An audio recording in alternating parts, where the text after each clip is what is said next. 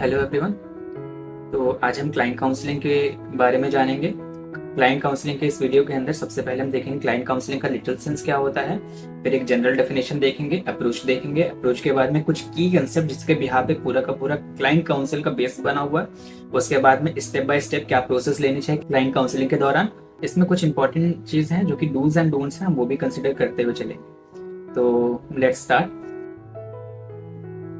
जब हम client counselling के लिटरल सेंस की बात करते हैं तो क्लाइंट काउंसलिंग बेसिकली दो शब्दों से मिलकर बना है। पहला है क्लाइंट, दूसरा है काउंसलिंग। जब क्लाइंट की बात करते हैं तो इसके साथ दो और शब्द आ जाते हैं। पहला जो कि कस्टमर है, दूसरा जो कि कंज्यूमर है। तो मतलब क्लाइंट, कस्टमर और कंज्यूमर ये तीन शब्द हैं। इनकी होलिस्टिकली अंडरस्टैंडिंग होनी चाहिए, अदरवाइज क्या होगा कि बहुत बार कंफ्यूजन होने लगेगी। क्लाइंट काउंसलिंग होता है, कस्टमर काउंसिल होता है, या फिर कंज्यूमर फोरम में क्लाइंट के इंक्लूडेड है या नहीं इंक्लूडेड है। तो ऐसे बहुत से कंसेप्ट होते हैं जो कि कहीं ना कहीं इस कुछ टर्मिनोलॉजी से एसोसिएटेड है। इस वजह से जरूरी है जानना कि इन तीनों शब्द का क्या मतलब है। सबसे पहले बात करते हैं क्लाइंट।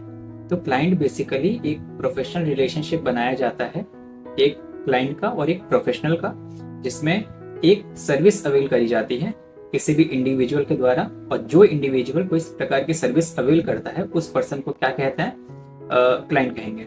इसमें जो प्रोफेशनल सर्विस है वो हो सकता है किसी प्रकार की मेडिकल सर्विस हो, किसी प्रकार की लीगल सर्विस हो, या किसी और कंसल्टेंसी सर्विसेज हो सकती है। जैसे जो टेक्निकल डिपार्टमेंट हो गया, जैसे एमबीए करने के बाद में जो भी पर्सन कंसल्टेंसी के अंदर जाते हैं तो कुछ टेक्निकल एडवाइस देते हैं किसी बिजनेस को अवेल करने के लिए, तो वो भी इसमें इंक्लूड होता है। तो अब बात करते हैं कस्टमर और कंज्यूमर के अंदर। ये जो कंसेप्ट है वो basically cell point of view से बनाया गया है। तो इसमें क्या होता है, कोई भी पर्सन जो कि किसी एक ट्रांजेक्शनल फेज में आया होता है। सपोज क्या है कि कोई पर्सन है जिसने कोई प्रोडक्ट खरीदा है या कोई सर्विस अवेल कराई है, तो जो पर्सन इस प्रोडक्ट को खरीद रहा है या इस सर्विस को अवेल करा रहा है, इस पर्सन को कस्टमर कहा जाएगा। पर वहीं पे जब कोई पर्सन ये सर्विस यूज कर रहा होता है तो उसको क्या कहा जाता है, कंज्यूमर कहा जाता है। कोई जरूरी नहीं कि दो पर्सन अलग अलग हो सकता है कि एक ही पर्सन है। सपोज मैंने ही कोई सब्जी खरीदी और मैं ही उसको बनाने के बाद में कंज्यूम कर रहा हूँ, या और ऐसा भी हो सकता है कंज्यूमर की खरीदने वाला कोई और पर्सन हो और कंज्यूम करने वाला कोई और हो। जैसे एक फादर हैं, अपने बच्चे के लिए वीडियो गेम लेके गए हैं, तो वीडियो गेम खरीदने के लिए फादर ने इन्वॉल्वमेंट दिखाई। तो जिस समय वो फादर अपने मतलब ये वीडियो गेम खरीद रहे थे, तो एट दैट टाइम ये एक कस्टमर थे। बट वहीं पे जब कंज्यूमर की बात करें तो कंज्यूमर कौन होगा उस वीडियो गेम का, वो बच्चा होगा जो कि उस वीडियो गेम को खेल रहा है। ठीक है। अब पर जब भी बात करते हैं क्लाइंट की, तो क्लाइंट क्या हो सकता है कि यूजुअली अगर देखा जाए एक जनरल सेंस में, तो क्लाइंट एक प्रकार से एंड यूजर होता है। सपोज कोई पर्सन आता है क्लाइंट, तो क्या होता है कि वो कोई भी जो सर्विस है वो सर्विस का एंड यूजर भी है। ठीक है। तभी हम लोग कहते हैं कि सपोज रैपिडो ही है, एक सर्विस अवेल कराई जा रही है और सर्विस के अगेंस्ट में क्या फीडबैक भी दिया जा रहा है। जब भी फीडबैक आता है तो कौन देता है, वो हमेशा कंज्यूमर जो होता है वही देता है। तो कंज्यूमर तो है, ये क्लाइंट कंज्यूमर भी है। साथ साथ अगर वो अपने जो भी सर्विस अवेल करा रहा है उसके अगेंस्ट में अगर कोई कंसिडरेशन देता है, पैसे देता है, ये तो जैसे रिटेनर एग्रीमेंट जब साइन करते हैं, तो ये वाला जो पार्ट हो जाएगा, ये कैसा हो गया, इसमें ये साफ साफ पता चल गया कि क्लाइंट जो है वो एक तरीके से कस्टमर भी हो गया। तो क्लाइंट कस्टमर भी हो सकता है और कंज्यूमर भी हो सकता है। तो ये कंसेप्ट जानना जरूरी था। बट हम जब भी एक इंटरेक्शन की बात करते हैं तो उसके अंदर हम लोग क्लाइंट ही कंसिडर करेंगे, रादर देन कि वो पर्सन जो है वो कस्टमर बन गया या कंज्यूमर बन गया।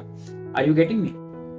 क्लाइंट काउंसलिंग में जो दूसरा शब्द यूज हो रहा है वो है काउंसलिंग। काउंसलिंग बहुत बार मिस इंटरप्रेट कर दिया जाता है कंसल्टेंसी के साथ में, पर कंसल्टेंसी और काउंसलिंग जो दो डिफरेंट वर्ड्स हैं और इनको इंटरचेंजेबली यूज नहीं किया जा सकता है। ऑल्दो बहुत बार किया भी जाता है, तो ज्यादा कोई बस अप्रोच जान लीजिए क्या होता है। एक जो कंसल्टेंसी शब्द है उसको ऐसी जगह पे यूज करेंगे जहां पे सोल्यूशन ओरिएंटेड अप्रोच अप्लाई करी जा रही है। वहीं पे जब पर्सन ओरिएंटेड अप्रोच अप्लाई करी जाती है तो उस केस में हम हम काउंसलिंग का यूज करेंगे। इस कंसेप्ट को एक एग्जाम्पल के साथ में समझ लेते हैं। एग्जाम्पल के तौर पे कि एक इंडिविजुअल है, उसके साथ कोई मिसहैपनिंग हुई है, ठीक है। वो मिसहैपनिंग की वजह से वो कहीं ना कहीं इंटरनली ट्रॉमेटाइज हो चुका। अब जिस प्रोसेस में किसी इंडिविजुअल के इमोशंस भी कनेक्ट हो जाते हैं या साइकोलॉजिकली वो पर्सन कनेक्ट होता है कहीं ना कहीं, तो ऐसा इन्वॉल्वमेंट जो होता है ये काउंसलिंग का पार्ट हो जाता है। बट वहीं पे जब भी कोई एक ऑब्जेक्ट ओरिएंटेड है, लाइक एक सर्विस ही प्रोवाइड करनी है किसी पर्सन को, तो वो वाला जो पार्ट हो जाएगा वो कंसल्टेंसी का पार्ट हो जाएगा। एग्जाम्पल के तौर पे सेल डीड बनवानी है, एक कॉन्ट्रैक्ट डील कराना है, प्रोप्राइटरशिप से पार्टनरशिप फर्म बनानी है, या फिर कोई भी बिजनेस में एडिशन सब्सट्रैक्शन कराना है किसी भी इंडिविजुअल का, तो ये सब जो पार्ट है ये कहीं ना कहीं लीगल काउंसलिंग या एक लीगल कंसल्टेंसी की तो यहाँ पे जरूरत है। पर यहाँ पे कहीं ना कहीं इमोशनल या पर्सनल लेवल पे या साइकोलॉजिकल लेवल पे बहुत ज्यादा इन्वॉल्वमेंट नहीं हो रहा है एक इंडिविजुअल किसी एक फर्म के साथ में, या किसी एक दूसरे पर्सन के साथ में, या किसी दूसरे प्रोफेशनल के साथ में। समझ पा रहे हैं? तो बस फर्क क्या है, अप्रोच का फर्क है। यहाँ पे प्रॉब्लम या सॉल्यूशन ओरिएंटेड अप्रोच है, और यहाँ पे पर्सनल लेवल पे एक अप्रोच अपनाई जा रही है कंसल्टेंसी काउंसलिंग के पार्ट। तो अब हम जानते हैं कि लीगल फील्ड के अंदर क्लाइंट काउंसलिंग का क्या मतलब है और इसके अलावा इसका ऑब्जेक्ट क्या है।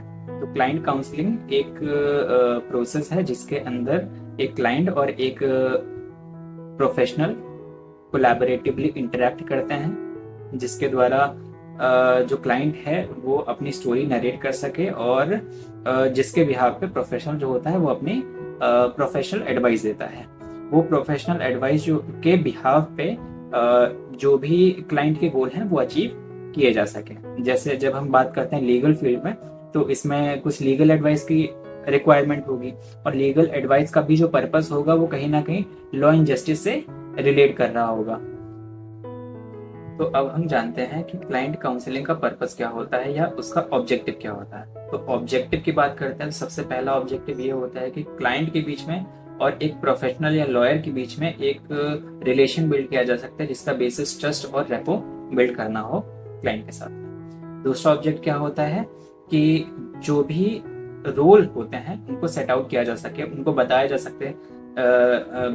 सके कि क्लाइंट की ये रिस्पॉन्सिबिलिटीज हैं और लॉयर की ये रिस्पॉन्सिबिलिटीज हैं। जैसे कि लॉयर जो होगा वो जितनी भी इंफॉर्मेशन होगा वो कॉन्फिडेंशियल रखेगा, प्राइवेट रखेगा। इसके अलावा जितनी क्लाइंट की भी रिस्पॉन्सिबिलिटी बनेगी कि जब जब उसको बुलाया जाएगा कोर्ट की हेयरिंग के लिए तो उसको आना पड़ेगा। कोई भी ट्रांजैक्शनल मैटर होता है, जैसे कोई अगर सिविल सूट चल रहा है तो उसके बीच में सपोज है क्या कि कोई इंजंक्शन का प्रोसेस भी फाइल करवाना है, तो उस प्रोसेस में भी इन्वॉल्वमेंट जो भी होगा तो उसको उतना कोऑपरेट करना पड़ेगा। तो ये जो सारा प्रोसेस होता है, इस प्रोसेस में उसको भी इक्वली पार्टिसिपेट करना पड़ेगा। ये सेकंड ऑब्जेक्ट होता है। थर्ड ऑब्जेक्ट क्या होता है कि जो भी इंफॉर्मेशन है वो पूरी की पूरी गैदर करी जा सके कि क्या फैक्ट एंड सर्कमस्टेंसेस थे, मतलब क्लाइंट की तरफ से पूरे का पूरा नरेशन हो सके, और उस नरेशन के अंदर जो भी लूप होल्स रह गए वो क्रॉस क्वेश्चनिंग के द्वारा जो भी लॉयर होता है वो जान सके। और जब भी हम पूरी स्टोरी जान रहे होते हैं क्लाइंट के पॉइंट ऑफ व्यू से, तो इसमें एक चीज और भी होती है कि जो भी इशू है उसका हम नेचर जान सके और उसका कंटेक्स्ट जान सके। कंटेक्स्ट का मतलब ये हो गया कि फैक्ट एंड सर्कमस्टेंसेस क्या रहे थे, या उसके इर्द गिर्द की इशू की इर्द गिर्द की कहानी क्या थी। और इसके अलावा जब हम बात करते हैं नेचर की, तो उसमें सिविल नेचर का है, क्रिमिनल नेचर का है, या किस नेचर का है, हम उस इशू के नेचर को हम जान सकें, इसका ये पर्पस होता है। चौथा पर्पस ये होता है कि जो भी हम पूरी की पूरी कहानी सुनते हैं क्लाइंट के द्वारा, उस कहानी के बिहाफ पर हम मतलब हम कई सारे सॉल्यूशंस जो निकाल सकते हैं, उन सॉल्यूशंस को निकाल करके सामने वाले पर्सन को, मतलब क्लाइंट को हम बताते हैं कि आपके पास ये सारी चॉइसेस हैं, और अब आप अपने अकॉर्डिंग जो भी आपको सही लग रहा है आप वो अपने डिसीजन ले लीजिए। That's it. तो ये 4 ऑब्जेक्ट होते हैं इन जनरल। तो अब इसके बाद में हम आगे देखते, तो हम क्लाइंट काउंसलिंग के कुछ इंपॉर्टेंट कंसेप्ट्स के ऊपर नजर डाल लेते हैं। तो जब क्लाइंट काउंसलिंग की बात करते हैं तो क्लाइंट काउंसलिंग एक इंटरेक्शन है, और इंटरेक्शन कम्युनिकेशन के साथ में होता है। अब कम्युनिकेशन भी 2 प्रकार के होते हैं। पहला होता है नॉन वर्बल कम्युनिकेशन और दूसरा होता है वर्बल कम्युनिकेशन। तो वर्बल कम्युनिकेशन में तो स्पीच का रोल बहुत ज़्यादा होता है। इसके अलावा जब बात करते हैं नॉन वर्बल कम्युनिकेशन, तो वो बेसिकली हम लोग जो बॉडी लैंग्वेज होती है उसके थ्रू हम पहचानते हैं। तो अब और इसके साथ साथ वर्बल एंड नॉन वर्बल का भी एक इंटरेक्शन होता रहता है, मतलब वो एक अगर इसका भी एक रिलेशन देखना चाहेंगे तो बाद में हम देखते हैं कि किस तरीके से। पर जब बात करते हैं वर्बल कम्युनिकेशन की, तो वर्बल कम्युनिकेशन में एक्टिव लिसनिंग का बहुत ही बड़ा रोल प्ले होता है। ठीक है, लिसनिंग बेसिकली दो प्रकार के होते हैं, एक होता है एक्टिव लिसनिंग, एक होता है पैसिव लिसनिंग। पैसिव लिसनिंग में इंसान सुन तो रहा होता है पर कोई अटेंशन उसके ऊपर नहीं देता है। पर वहीं पे जब बात करते हैं एक्टिव लिसनिंग की, तो यहाँ पे जो भी लॉयर होता है या जो प्रोफेशनल होगा वो बेसिकली सिर्फ सुनेगा ही नहीं, सुनने के साथ साथ जो भी बातें होंगी उनको एनालाइज भी करेगा। ठीक है, इसके अलावा क्या होता है कि उसके ऊपर रिफ्लेक्ट बैक भी करेगा। रिफ्लेक्ट बैक का मतलब क्या है कि उसके ऊपर फीडबैक भी देता रहेगा। ठीक है, तो जब बात करते हैं एक्टिव लिसनिंग के, तो एक्टिव लिसनिंग में कुछ पॉइंट्स होते हैं, लाइक एक तो अटेंशन का बहुत ज़्यादा ज़रूरत होता है। इसके अलावा आई कांटेक्ट मेंटेन करके रखना होगा, और इसके अलावा आप टाइम टू टाइम फीडबैक्स दे सकते हैं इसमें। ठीक है, इसको क्या कहते हैं, रिफ्लेक्टिंग कहते हैं, रिफ्लेक्टिंग ऑफ फीलिंग। तो रिफ्लेक्टिंग भी बेसिकली दो प्रकार के होते हैं, मतलब एक होता है रिफ्लेक्टिंग ऑफ कंटेक्स्ट। कंटेक्स्ट को जब भी हम लोग बताते हैं, जैसे आप जैसे क्लाइंट कुछ बता रहा है तो उसमें हम ये कहेंगे कि क्या मैं सही समझाऊं कि आपने ये बताया। तो कंटेक्स्ट को जब हम रिकॉल करते हैं, मतलब उसको दोबारा बता रहे होते हैं, तो ये कहते हैं कंटेक्स्ट का रिफ्लेक्टिंग हुआ है। ठीक है, वहीं पे जब किसी इमोशंस की बात करेंगे तो हम इमोशनल किसी टर्म्स को ऐसे बोलेंगे, और इमोशनल रिफ्लेक्टिंग खास तौर पे तब जरूरत पड़ती है जब कोई जो क्लाइंट पर्सन जो होता है, जो क्लाइंट होता है, वो क्या करता है कि फैक्ट्स को विथहोल्ड करने लगता है अपने, मतलब वो डिस्क्लोज नहीं करता है। तो जब भी ऐसी सिचुएशन बनती है तो उसके पीछे की आपको वजह समझनी होगी, और उसी वजह के बिहाव पे आपको क्या है कि डिसीजन लेना पड़ेगा कि आपको कंटेक्चुअल रिफ्लेक्टिंग करना है या इमोशनल रिफ्लेक्टिंग करना है। इमोशनल रिफ्लेक्टिंग की तब खास तौर पे जरूरत पड़ती है कि सामने वाला जो पर्सन है, वो जो क्लाइंट है, वो थोड़ा ओपन अप हो सके। और कंटेक्चुअल रिफ्लेक्टिंग की तब जरूरत पड़ती है जब आपको थोड़ी सी क्लैरिटी चाहिए हो, एम्बिग्विटी से बचना हो, या कोई गैप आ रहे हो पूरी की पूरी कन्वर्सेशन के बीच में, तो उसको जानने के लिए। ठीक है, तो ये हो गया। और इसके अलावा पैराफ्रेजिंग या समराइजिंग, ये एक बहुत इंपॉर्टेंट रोल होता है। तो अगर हम चार्ट बनाएंगे तो कम्युनिकेशन दो प्रकार के हैं। पहला वर्बल कम्युनिकेशन, दूसरा है non verbal communication. Non verbal communication सीधा बॉडी लैंग्वेज की बात कर रहा है। वर्बल कम्युनिकेशन के अंदर आपका पैसिव लिसनिंग आ जाएगा और एक्टिव लिसनिंग आ जाएगा। एक्टिव लिसनिंग के अंदर आपके क्वेश्चंस आ जाएंगे। क्वेश्चंस भी दो प्रकार के होते हैं बेसिकली, एक होता है open questions, like open ended question, और दूसरा होता है close ended question. Open ended question का पर्पस ये होता है कि जो भी क्लाइंट है, क्लाइंट से हम लोग एक नैरेटिव फॉर्म में कहानी सुन सके कि उसके पॉइंट ऑफ व्यू से क्या कहानी रही थी। इसके बीच में नहीं चाह रहे हैं हम कि उसको बार बार इंटरप्ट करें, सो दैट जो कहानी वो बता रहा है वो उसका जो फ्री फ्लो है वो टूट जाए, उसका जो फ्री फ्लो है वो टूट जाए। ठीक है, तो जब भी ऐसे क्वेश्चंस उठाने होते हैं, और इवन जब क्वेश्चनिंग की बात करते हैं, तो ये जो ओपन एंडेड क्वेश्चन होते हैं, ये बेसिकली एग्जामिनेशन इन चीफ में भी ओपन एंडेड क्वेश्चन रखे जाते हैं। और इन अ सेम वे क्या होता है, जो क्लोज एंडेड क्वेश्चन होते हैं, जो जिसको हम लीडिंग क्वेश्चन भी कहते हैं, जिसके अंदर से हम कुछ स्पेसिफिक इंफॉर्मेशन जानना चाह रहे होते हैं, तो ये हमेशा क्रॉस क्वेश्चनिंग में या क्रॉस एग्जामिनेशन में रखा जाता है। ठीक है, तो इन फ्यूचर जब मॉक ट्रायल की जब बात करेंगे तो उसमें भी थोड़ा बहुत सपोर्ट कर जाएगा, अगर हमको ये पता है कि जो क्वेश्चंस होते हैं वो दो प्रकार के होते हैं। ठीक है, तो जैसे जब ओपन क्वेश्चनिंग की बात करेंगे, जैसे जिसको हम नॉन लीडिंग क्वेश्चंस भी कहते हैं, तो उसमें बेसिकली WH क्वेश्चन जितने हो गए कि व्हाट, वेयर, हाउ, ये वाले जो क्वेश्चंस होते हैं, या डिस्क्राइब, एक्सप्लेन, एग्जामिन या इलैबोरेट। ठीक है, एग्जामिन तो नहीं आएगा, वो कोई UPSC का आंसर तो है नहीं लिखना। तो इस तरीके से जो क्वेश्चंस होते हैं ये बेसिकली आपके ओपन एंडेड क्वेश्चन होते हैं।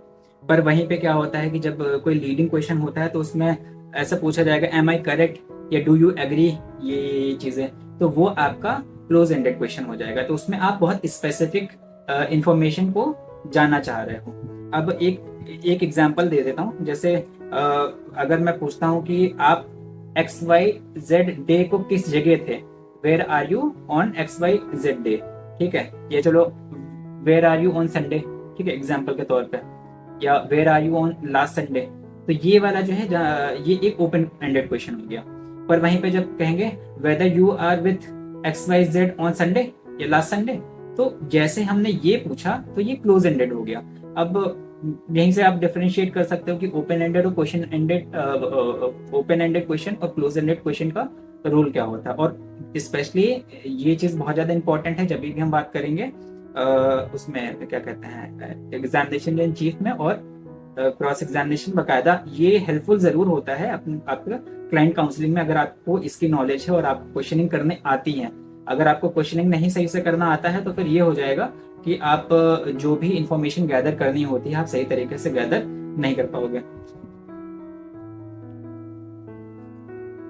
ठीक है, तो अभी हमने देख लिया कि जो वर्बल पार्ट है, वर्बल स्फेयर जो है, लाइक हमने उसको देख लिया कि वर्बल कम्युनिकेशन के अंदर आपका एक्टिव लिसनिंग होता है, पैसिव लिसनिंग हो गया, पैसिव और एक्टिव लिसनिंग के अंदर क्वेश्चंस जो होते हैं वो ओपन एंडेड क्वेश्चन हो गए और क्लोज एंडेड क्वेश्चन होते हैं। तो अभी तक हमने वर्बल कम्युनिकेशन की बात कर ली। अब हम बात करते हैं नॉन वर्बल कम्युनिकेशन के। नॉन वर्बल कम्युनिकेशन के अंदर बेसिकली हम बॉडी लैंग्वेज की बात कर रहे होते हैं। बॉडी लैंग्वेज में बेसिकली हम क्या देख सकते हैं, जैसे फेशियल एक्सप्रेशन हो गया, लेग की डायरेक्शन हो गया, हैंड जेस्चर हो गया, वॉइस टोन हो गई, वॉइस की स्पीड हो गई, इसके अलावा स्वेटिंग हो रहा है नहीं हो रहा है। तो ये जो सारे पैरामीटर्स होते हैं ये बेसिकली किस चीज को बता रहे होते हैं, किसी इंसान की बॉडी लैंग्वेज बता रहे। तो बॉडी लैंग्वेज का पर्पस ये होता है कि किसी इंसान के दिमाग में क्या चल रहा है और इसके इमोशनल स्टेट क्या है, इस चीज को समझने के लिए बहुत ज्यादा जरूरी है कि हम बॉडी लैंग्वेज की थोड़ी बहुत समझ रखें। पर जब तक कि हम लोग इसके बीच में बॉडी माइंड एंड इमोशंस के बीच का रिलेशन नहीं जानेंगे तब तक थोड़ा सा मुश्किल रहता है कि हम बॉडी लैंग्वेज को भी किसी तरीके से समझ सकें। तो इसके लिए हम क्या करते हैं कि इनसाइड टू आउटसाइड का एक रिलेशन देख लेते हैं, किस तरीके से इमोशंस किस तरीके से आपके एक्शंस पे या आपकी बॉडी पे रिस्पॉन्ड करते हैं, और इसी तरीके से जो आपके सेंसेस होंगे, जो आपके बाहर से इंफॉर्मेशन आएगी, वो किस तरीके से आपके इमोशंस पे जाकर के इंटरेक्ट करती है। ठीक है, तो सबसे पहले बात करते हैं इनर वर्ड टू आउटवर्ड। तो इसमें क्या होता है कि इमोशनल रिस्पॉन्स जो होता है, इमोशनल रिस्पॉन्स क्या होता है, एक नेचुरल इंस्टिंक्ट है, मतलब वो अपने आप एक प्रकार का स्टिमुलाई है। जैसे सपोज कुछ भी कोई भी फीलिंग आएगी तो एक प्रकार की सेंसेशन होगी, ये एक प्रकार का सेंसेशन है। ठीक है, बट बहुत सेटल है, इस वजह से हमको ये चीज समझ में नहीं आता है कि क्या चीज है, ऑल्दो फील तो होता ही है। तो इमोशन क्या है, एक प्रकार का स्टिमुलाई है, ठीक है, नेचुरल स्टिमुलाई है, ठीक है, जो कि गवर्न किसके द्वारा होता है, लिम्बिक सिस्टम के द्वारा होता है। अब क्या होता है कि जो भी इमोशंस हैं वो जब लिम्बिक सिस्टम से हट करके कहाँ पे जाएंगे, फ्रंटल कॉर्टेक्स में जाता है। फ्रंटल कॉर्टेक्स का लिम्बिक सिस्टम आपका दिमाग का सेंटर वाला पार्ट होता है, और फ्रंटल कॉर्टेक्स आगे वाला पार्ट होता है, जो कि कॉग्निशन के लिए बहुत ज्यादा जरूरी होता है। तो जो कॉग्निशन होता है जिसकी वजह से हम आप इंटरेक्ट कर पा रहे हैं, तो कॉग्निशन वाला जो पार्ट होता है, जब किसी चीज के ऊपर अटेंशन देते हैं तो वो फीलिंग क्या होती है, फ्रंटल कॉर्टेक्स में आ जाती है। सपोज क्या है कि हमारे सेंसेशंस के आगे बहुत सारी चीजें चल रही होंगी, पर जिस चीज के ऊपर हम अटेंशन देते हैं वही वाली चीज हमारे फ्रंटल कॉर्टेक्स में आती है, इसी वजह से हम उसी चीजों के ऊपर फोकस कर पाते हैं। तो इस तरीके से जब इमोशंस होते हैं, जो इमोशंस हमारे लिम्बिक सिस्टम में आए, मतलब स्टिमुलाई आया और हमने जैसे उसके ऊपर अटेंशन दिया, वो हमारे फ्रंटल कॉर्टेक्स में आ जाएगा। फ्रंटल कॉर्टेक्स में आएगा तो वो इमोशन अब फीलिंग का पार्ट बन जाएगा। फीलिंग क्या होती है, फीलिंग से यहाँ पे डिजायर एसोसिएटेड है। डिजायर 3 प्रकार की हो सकती है, either you like it, dislike it, और इट मे बी न्यूट्रल। ठीक है, तो ये वाला सिनेरियो होगा। तो होता क्या है कि फीलिंग्स के बिहाव पे क्या होता है कि जितना ज्यादा किसी भी फीलिंग के ऊपर अटेंशन जितना ज्यादा गया होता है, उसके बिहाव पे हमारे थॉट बनेंगे। ठीक है, और मतलब थिंकिंग भी इसीलिए कहते हैं क्योंकि किसी एक ऑब्जेक्ट के ऊपर आप सोच रहे होते हैं, वो ऑब्जेक्ट किस चीज पे एसोसिएट होता है, वो हमेशा फीलिंग से एसोसिएट होगा। तो जब भी बात करते हैं फीलिंग, तो अब फीलिंग से हमने बात कर लिया अटेंशन की तरफ, तो इसके अंदर क्या चीजें हैं, लाइक उसके ऊपर हो गया। अच्छा ये भी चीज़ है कि जो फीलिंग जो थॉट्स होते हैं, लाइक ये जो फीलिंग है, वो फीलिंग क्या होता है, जितने लंबे समय तक हम इसके ऊपर सोचते रहते हैं, फीलिंग्स के ऊपर जितना ही ज्यादा लंबे समय तक हम अटेंशन देते रहेंगे, वो थॉट तो बनता जाएगा। पर ये जो बार बार रिपीटेशन होता है, रिपीटेशन प्रोसेस की वजह से एक नॉन वोलेटाइल जो मेमोरी होती है, लाइक सो वोलेटाइल मेमोरी जो होती है वो नॉन वोलेटाइल मेमोरी में कन्वर्ट हो जाती है। और यही हमारे साथ में कभी कभी ट्रॉमेटिक सिचुएशन जो बनती है वो इसी की वजह से बनती है। सपोज क्या है कि किसी इंसान के साथ में एक हैपनिंग हुई है, लाइक वो इंसान को अंदर तक झिझोड़ दी कुछ समय के लिए। अब वो जितनी बार उस मेमोरी को, वो उस इमोशन को याद करेगा, लाइक अब ऐसे समझो कि एक ट्रॉमेटिक कोई भी चीज उसके साथ कुछ हैपनिंग हुई, ठीक है, वो इंसान को इमोशनली इम्पैक्ट करी, ठीक है, उसके अगेंस्ट में बहुत पेनफुल रिस्पॉन्स आया। अब वो पेनफुल रिस्पॉन्स पेनफुल नहीं था जब तक वो फीलिंग से एसोसिएट नहीं होता, पर जैसे जब वो फीलिंग के साथ में एसोसिएट हुआ तब वो डिसलाइक वाले सिनेरियो आए, मतलब उसके बाद जितना ही ज्यादा वो पर्सन अटेंशन उसको देता रहेगा उतना ही ज्यादा वो इंटेंसिफाई होती रहेगी। अब क्योंकि वो फीलिंग वो चाहता तो वो फीलिंग को समय के साथ साथ भूल जाता, ठीक है, पर होता क्या कि बार बार क्योंकि अटेंशन उस फीलिंग के ऊपर देता जा रहा है, इस वजह से क्या होता है कि वो मेमोरी वोलेटाइल ना होकर के नॉन वोलेटाइल मेमोरी हो गई। लाइक अब वो मेमोरी जल्दी भूली नहीं जा रही है, अब वो बहुत ज्यादा स्ट्रांग मेमोरी बनती जाएगी। और जितनी ज्यादा स्ट्रांग मेमोरी होती है उतनी ज्यादा वो इमोशंस क्या होता है और इंटेंसिफाई होते जाएंगे। एज अ रिजल्ट क्या होगा, कोई इंसान जो ट्रॉमेटिक सिचुएशन से एक बार गुजरा था, उसके अब स्पीच में या फिर उसके एक्शंस में भी वो चीज रिफ्लेक्ट होगी। सपोज किसी के साथ ऐसा था कि स्टेज के ऊपर किसी ने बहुत ज्यादा, मतलब उसकी बेइज्जती सपोज हो गई किसी स्टेज के ऊपर, तो क्या होगा कि आने वाले समय में क्या होगा, इसको स्टेज फियर हो जाएगा। तो वो किस वजह से, क्योंकि बहुत लंबे समय तक उसने उस नेगेटिव फीलिंग के साथ में उस नेगेटिव फीलिंग के ऊपर अटेंशन ज्यादा दिया। तो आई थिंक ये चीज क्लियर हो गई है। और इसका एक दूसरा एग्जांपल भी देख लेते हैं। लाइक कभी कोई नेगेटिव, सपोज किसी के साथ में हमारा झगड़ा होता है, इमोशनली हमको बहुत हर्ट किया, या फिर शायद वो हमारी डिजायर जैसी थी उसके हिसाब से हमारे हिसाब से काम नहीं कर रहा था। एक सेंसेशन थी बुरी, जो कि जिसको हम बार बार सोचते सोचते सोचते गए, और एज अ रिजल्ट क्या हुआ, एक समय बाद उसी इंसान से हम लोग बहुत नफरत करने लगे। लाइक जब थॉट अभी मन के लेवल तक होगा तो हम लोग नफरत करेंगे, एक टाइम और आएगा कि हम लोग गाली गलौज करने लगेंगे, और इंटेंसिफाई होती जाएगी यही नेगेटिव फीलिंग। तो क्या हो जाएगा कि मारपीट हो जाएगा किसी इंसान के साथ में। तो आप समझ सकते हो किस तरीके से ये जो पूरा सिनेरियो है वो इमोशन से एक्शंस के बीच में किस तरीके से रिलेशन है, कि जैसे जैसे आपके इमोशन किस तरीके से फीलिंग्स के साथ एसोसिएट होते हैं, किस तरीके से फीलिंग थॉट्स के साथ एसोसिएट होते हैं, और उसके बाद में वो किस तरीके से लिंक है आपका थॉट्स वो स्पीच एंड एक्शन के साथ में। आई होप सो थोड़ा बहुत क्लियर हो गया होगा, और लोग बहुत से लोग मुझसे ज्यादा जानते होंगे, पर फिर भी ठीक है।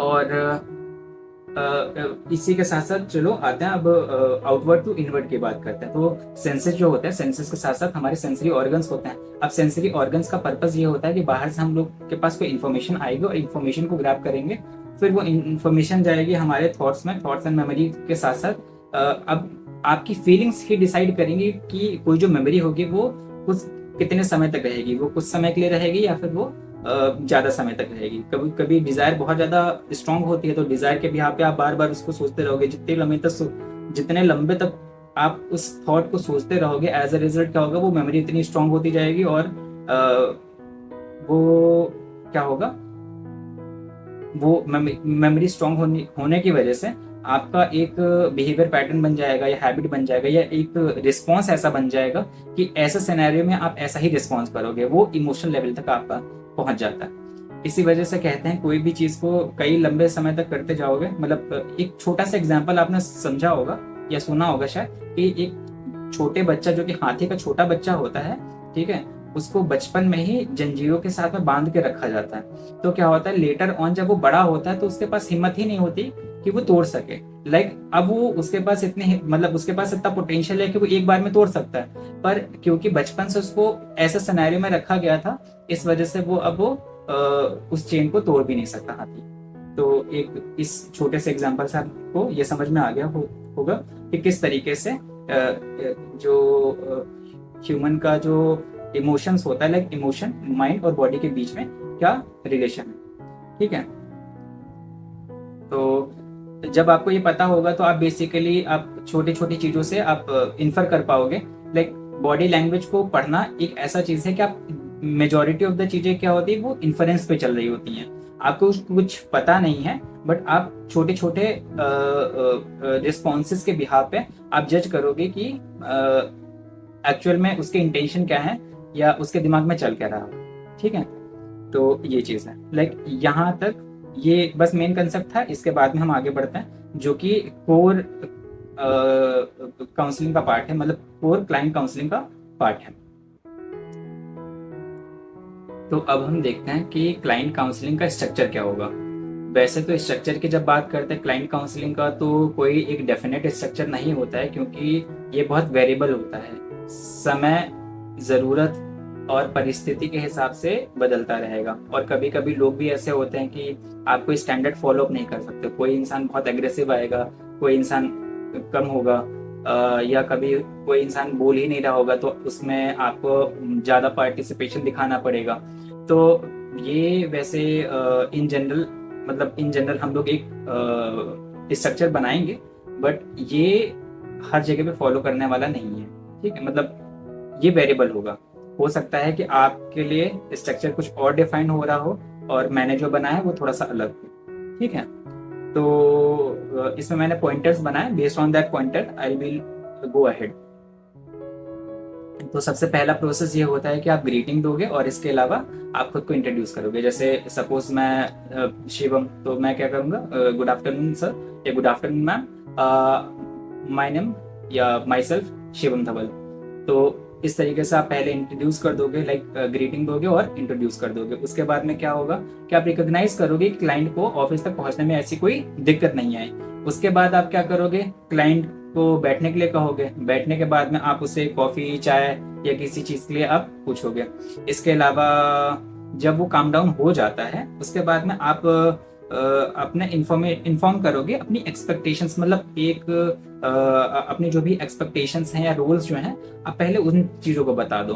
ठीक है, कि स्टेटमेंट ऑफ कॉन्फिडेंशियलिटी की आपका जो भी स्टेटमेंट्स होंगे वो हमारी तरफ से पूरी तरीके से कॉन्फिडेंशियल रखे जाएंगे। और सपोज होता है कि आने वाले समय में कभी भी कॉन्फ्लिक्ट ऑफ इंटरेस्ट वाली बात आती है तो अगर देयर एंड देन अगर हमको बंद भी करना पड़ा पूरे इस काउंसलिंग की प्रक्रिया को या काउंसलिंग के इस सूट को हमारी तरफ से अगर बंद करना पड़ा तो हम ये जो सारे एविडेंसेस हैं, डॉक्यूमेंट्स हैं, वो हम डिस्ट्रॉय अपनी तरफ से कर देंगे।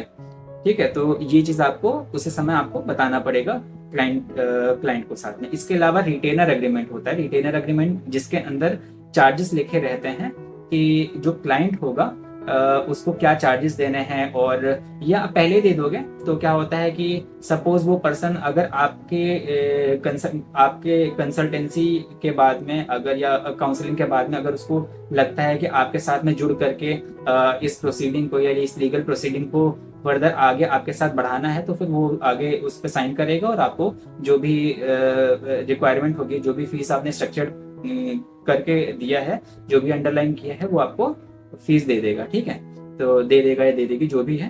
ठीक है, तो आप इस तरीके से समझ लो। तो वो किसके अंदर आता है, वो रिटेनर एग्रीमेंट में आता है। तो रिटेनर एग्रीमेंट की ये बात आप रख सकते हो। तो एक बार रिकैप कर लेते हैं। सबसे पहला तो आप ग्रीट करोगे, इसके अलावा इंट्रोड्यूस कर दोगे खुद को। सेकंड क्या है कि आप क्लाइंट को पूछोगे कि आपको यहाँ आने में कोई दिक्कत नहीं हुई। तीसरा आप क्या करोगे, बैठने के लिए आप उससे पूछोगे। चौथा क्या है, कॉफी, स्नैक या कुछ ऐसा पानी के लिए आप पूछोगे। इसके बाद में क्या है, स्टेटमेंट ऑफ कॉन्फिडेंशियलिटी वगैरह के बारे में बात करोगे। मतलब ये बेसिकली आप अपना क्लाइंट का रोल और अपना रोल आप डिफाइन करोगे और उसको ये चीज बता दोगे कि ऐसा ऐसा होता आया है। और इसके अंदर आप और भी चीजें क्या बता सकते हो, जैसे कि जब जब हम आपको बुलाएंगे तो आपको आना पड़ेगा। इनके सपोज क्या होता है, कोई ट्रांजेक्शनल मैटर हो गया तो उसके अंदर आपको अलग से अगर फीस देनी पड़ेगी तो आपको वो भी बताना पड़ेगा। तो ऐसा ना हो कि आने वाले समय में किसी भी वजह से फिर क्लाइंट ये कहे कि कहा था कुछ और, लाइक सारी चीजें पहले क्यों नहीं बताएगी। तो आपको ये वाली सारी चीज ना पहले ही बतानी पड़ती हैं। ठीक है, उसके बाद रिटेनर एग्रीमेंट में आपने जो भी आपकी कंसल्टेंसी फीस होगी आपने वो वाली चीजें बता दी। इसके बाद में क्या होता है कि आप ओपन एंडेड क्वेश्चन शुरू करते हो। लाइक ओपन एंडेड का क्वेश्चन करने का पर्पस क्या होता है, अब आप चाह रहे हो कि जो क्लाइंट है वो अपना नरेशन चालू कर दे, मतलब आप अपनी स्टोरी बताना चालू कर दें। तो इस केस में आप ये चाहोगे कि आप ओपन एंडेड क्वेश्चन पूछोगे इसमें, ठीक है। तो अब जब वो चालू कर देगा, इस समय जब तक वो अपनी स्टोरी खत्म ना कर दे तब तक आपको कोशिश करना है कि आपको इंटरप्ट नहीं करना, ठीक है। आपको इंटरप्ट नहीं करना, ऑल्दो आप नॉन कमिटल एक्नॉलेजमेंट करते जाओगे, जैसे हाँ, ओके, राइट, ये सब जो चीजें होती हैं ये नॉन कमिटल अग्रीमेंट होते हैं, सॉरी नॉन कमिटल एक्नॉलेजमेंट्स होते हैं, ठीक है। और इसके अलावा क्या होता है, कभी कभी क्या होता है कि क्लाइंट को सोचने के लिए भी थोड़ा टाइम चाहिए होता है। तो इन दैट केस आपको क्या करना होगा कि आपको थोड़ा सा साइलेंस मेंटेन करनी होगी और उसको भी थोड़ा टाइम देना होगा कि वो अपने थॉट प्रोसेस को थोड़ा सा मतलब ऑर्गेनाइज कर सके। कभी कभी होता है कि बहुत सारी चीजें चल रही होती हैं, कभी कभी इमोशन भी फ्लक्चुएट करने लगते हैं, इवन कभी कभी लोग किसी ट्रॉमा से गुजर रहे होते हैं तो उनको थोड़ा सा टाइम चाहिए होता है। तो अगर कभी भी ऐसी सिचुएशन बनती है तो you have to be like reflect on their emotions, like आपको थोड़ा सा सांत्वना देना पड़ता है कि हाँ आप परेशान ना हो, हम आपके साथ में हैं। तो ये जो चीजें होती है ये आपके रिफ्लेक्टिंग का पार्ट हो जाएगा, ठीक है। ठीक है, तो अच्छा रिफ्लेक्टिंग की बात करते हैं, तो रिफ्लेक्टिंग ऑफ द कंटेक्स्ट और रिफ्लेक्टिंग ऑफ द फीलिंग के बात हमने ऑलरेडी कर ली है, ठीक है। तो इसमें तो कोई दिक्कत नहीं है, आई होप सो। अच्छा, कभी भी क्या होता है कि कभी भी अगर क्लाइंट जो होता है विथहोल्ड करता है, ऑल्दो मैंने पहले भी इसकी बात कर ली पर फिर भी दोबारा फ्री फ्लो में एक और बार बता देता हूँ कि कभी भी एक क्लाइंट होता है अगर अपनी बात को नहीं बताता है पूरी तरीके से खुल के, तो आपको पहला तो रिफ्लेक्टिंग करना है, ठीक है। उसके रिस्पॉन्ड में आपको पूछना है, बट क्या होता है कि आपको इस लहजे में पूछना है कि वो बुरा भी ना मान पाए, ठीक है, और आपको इन्फॉर्मेशन बता दे। सपोज क्या है कि कोई आपको पहले वजह जाननी पड़ेगी और उसके बिहाफ पे आपको रिफ्लेक्टिंग करनी है। रिफ्लेक्टिंग ऐसे समझ लीजिए, सपोज ऐसा क्या है कि किसी इंसान का कॉन्फ्लिक्ट ऑफ इंटरेस्ट है, तो जब कॉन्फ्लिक्ट ऑफ इंटरेस्ट रहता है तो यहाँ पे वो दिमाग लगा रहा है। जब दिमाग लगाएगा तो आपको क्या है, एक तरीके से आपको कंटेक्चुअल क्वेश्चन पूछने पड़ेंगे, जैसे अगर ऐसा नहीं हुआ तो आपने ऐसा क्यों नहीं किया, सपोज इस तरीके क्वेश्चन। बट वहीं पे सपोज क्या है किसी के साथ में कुछ बुरा घटा है, तो क्या होता है, या किसी सपोज क्या है कि किसी एक्सीडेंट में किसी का बच्चा खत्म हो गया एग्जाम्पल के तौर पे, ठीक है। अब वो आपसे रेमेडी के लिए आया कि आप जो भी पर्सन था जिसने जो हिट एंड रन करके जैसे मार के चला गया है, तो आप उसको जेल भेजने के लिए, बेसिकली उसको पनिश कराने के लिए आप थोड़ा जो भी प्रोसीडिंग है आप बताइए। तो इन केस अब उसकी जो इमोशनल सिचुएशन होगी उसके केस में आप सीधा क्वेश्चंस नहीं कर सकते, तो यहाँ पे जो रिस्पॉन्स होंगे वो आपको एक तरीके से फीलिंग्स से एसोसिएट करनी पड़ेंगी। वहां पे आप उसको टाइम दो, आप उसको थोड़ी सांत्वना दो, तो ये वाला जो रिफ्लेक्टिंग होता है ये चीज। और इसके अलावा कभी कभी क्या होता है कि जो विथहोल्ड करने के भी कई वजह होते हैं, जैसे कभी कभी जो क्लाइंट होता है वो खुद कुछ किसी बात को लेकर के शर्मिंदा होता है, शेम होता है, तो नहीं बोल पाता है क्योंकि कहीं ना कहीं उसकी खुद की गलती होती है। और इसके अलावा हाँ वही मतलब एक तो अशेम होता है, दूसरा कभी कभी खुद की भी गलती होती है, और तीसरा क्या है कि कोई इवेंट जो ट्रॉमेटिक होता है उसको अवॉइड नहीं कर पाते इस वजह से। तो यही वाली 2-3 वजह होते हैं। और इसके अलावा क्या है कि जब आप ये एक तरीके से जब आपको नरेशन पूरा मिल जाता है क्लाइंट की तरफ से, तो आप क्रॉस क्वेश्चनिंग करते हो। क्रॉस क्वेश्चनिंग में भी वही होता है, एक तो क्लैरिफाई करने के लिए क्वेश्चंस पूछे जाते हैं, दूसरा गैप फिल करने के लिए क्वेश्चन पूछे जाते हैं, तीसरा कोई एम्बिग्यूटी आ गई है उसके लिए क्वेश्चन पूछे जाएंगे। इसके अलावा अब क्लोज एंडेड क्वेश्चन जो भी होंगे या लीडिंग क्वेश्चन जो होंगे वो पूछे जाएंगे, जिससे आप जो भी लीगल जो प्रॉब्लम होती है उसके जो मेन कंसर्न है आप वो उन चीजों को आप जान सको, ठीक है। सपोज कोई ऐसे फैक्ट हैं, ठीक है, जो कि क्लाइंट को काफी सपोर्ट में हो सकता है, या हो सकता है कि अगर ये कंसर्न हमको मतलब ये कोई फैक्ट हमको नहीं पता चला तो हो सकता है इसी फैक्ट को एडवांटेज सामने वाली पार्टी उठा ले। तो ऐसे फैक्ट्स को ज्यादा जरूरी रहता है कि हम लोग जान सके। एग्जाम्पल के तौर पे सपोज किसी जगह पे मतलब किसी रेजिडेंशियल एरिया के बीच में कोई पार्क है, पार्क के अंदर आए दिन शादी हो रही है, और शादी ऐसा होता है कि फ्रीक्वेंटली आए दिन हो रही है पार्क के अंदर शादियां। और इसके साथ साथ क्या होता है कि जो बैंड वगैरह बजता है वो 2-3 बजे तक बजता है। रेजिडेंशियल एरिया के अंदर क्या है कि और उसके पास में हॉस्पिटल भी है, तो क्या है कि अब इतना ज्यादा वॉल्यूम पे अगर बार बार मतलब रात के टाइम में साउंड मतलब क्या साउंड पोल्यूशन ही हो रहा है एक तरीके से, अगर म्यूजिक बजाया जाएगा तो इससे होगा क्या कि नॉइज पोल्यूशन क्रिएट हो रहा है, और नॉइज पोल्यूशन के चक्कर में रेजिडेंशियल एरिया में बहुत ज्यादा प्रॉब्लम आ रही है लोगों को, तो क्या बताने जा रहा था, तो ऐसे केस में जैसे आपको भी मतलब तो एज एन लॉयर की तरह आपको पूछना पड़ेगा कि क्या आपने इससे पहले कंप्लेंट करी, ठीक है, आपने क्या डायरेक्टली बात करी, जो भी पर्सन है, जो भी बार बार ये इवेंट बार बार करवा रहे हैं, तो इस तरीके से आपको कुछ लीडिंग क्वेश्चन पूछने पड़ेंगे, ठीक है। इन लीडिंग क्वेश्चन से कहीं ना कहीं आप इस कंक्लूजन पे निकल सकते हो कि आपके फेवर में कितना ज्यादा ये केस है, ठीक है। Hope you get it. तो अब हम जानेंगे कि कौन सी ऐसी क्वालिटीज हैं जो कि एक लॉयर को अक्वायर करनी चाहिए in order to have a good client counselling, ठीक है। तो सबसे पहली जो स्किल है जो कि एक लॉयर को अक्वायर करनी चाहिए वो है ही शुड बी हैव, या that person should have a good listener, ठीक है। Second, it's like interpersonal skill. तो इंटरपर्सनल स्किल के अंदर अगर हाईलाइट करना हो तो कम्युनिकेशन स्किल, और दूसरा होता है नॉन वर्बल कम्युनिकेशन को समझने की क्षमता। तो उसके अंदर क्या आ जाएगा, बेसिकली वो आपको बॉडी लैंग्वेज अंडरस्टैंडिंग होनी चाहिए, और इसके अलावा माइंड बॉडी कोऑर्डिनेशन को भी अच्छे से समझना चाहिए। इसके अलावा एक मतलब कभी भी कंसल्टेंसी फीस मांगने में हेजिटेट नहीं करना चाहिए। इसके अलावा लीगल एप्टीट्यूड होना चाहिए, क्योंकि बहुत बार होता है कि क्लाइंट्स को जो इन्फॉर्म्ड चॉइस के लिए जो ऑप्शंस दिए जाते हैं एक लीगल एडवाइजर के द्वारा, वो भी तभी बन पाते हैं, तभी आप उन चीज़ों को बना पाओगे, उन्हीं मतलब तब आप सॉल्यूशंस को सोच पाओगे अगर आपका लीगल एप्टीट्यूड अच्छा होगा। तो अगर और इसके अलावा क्या है कि आप इसके अलावा आपको प्रोफेशनल और पर्सनल रिलेशनशिप को सेपरेट आउट करके रखना पड़ेगा, ना कि ऐसा हुआ कि एक प्रोफेशनल रिलेशनशिप में आप पर्सनल चीज़ों को इन्वॉल्व करने लगे। तो एक ये क्वालिटी है जो आपको मेंटेन करना पड़ेगा। इसके अलावा अगर हम बात करते हैं कि क्या नहीं करना चाहिए, तो बहुत ज़्यादा लीगल जार्गन्स का आपको यूज़ नहीं करना है।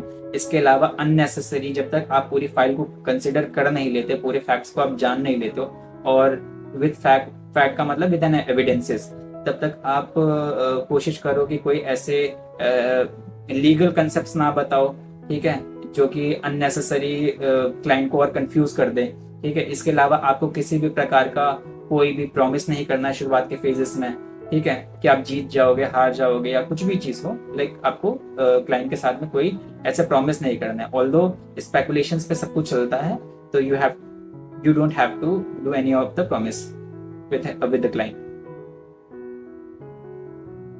तो इसके बाद में बात करते हैं कि पर्सनल रिलेशन की बात करते हैं, भाई सेपरेट रखना है कि प्रोफेशनल रिलेशन के बीच में पर्सनल रिलेशनशिप ना आने पाए।